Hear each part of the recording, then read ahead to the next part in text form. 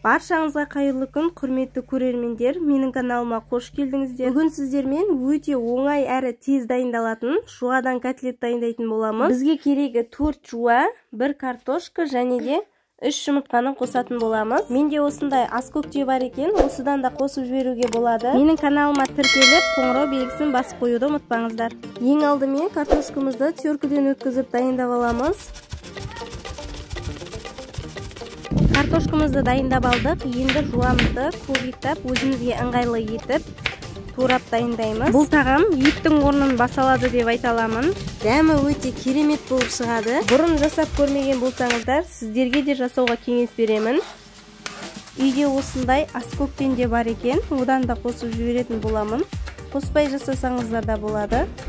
Неке барлығын дайындап алдық. Енді қоспаларымыздың барлығын бір ыдысқа салып, тұз бұрышын қосып араластырамыз. Жуамыздың үстіне теркіден өткізілген картошкамызды және де аскөгімізді салып, үстіне 3 жұмыртқамызды қосамыз.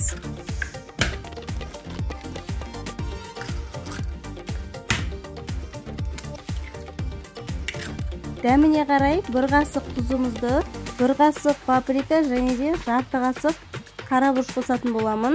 Енді қолымызбен жақсылап араластырамыз.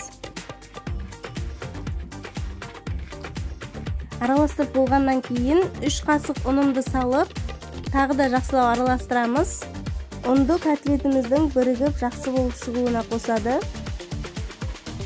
Енді барлығын жақсылап араластырып алғаннан кейін қызып тұрған майға 2-3 минут қуырып аламыз. Табаға майымды құйып, қыздырып алғаннан кейін орташа отта пісіріп алатын боламын. Дәмі өте ерекше, басқаша дәм береді. Үйдегі балапандарыма ұнағаны соншалық бірден жеп алды.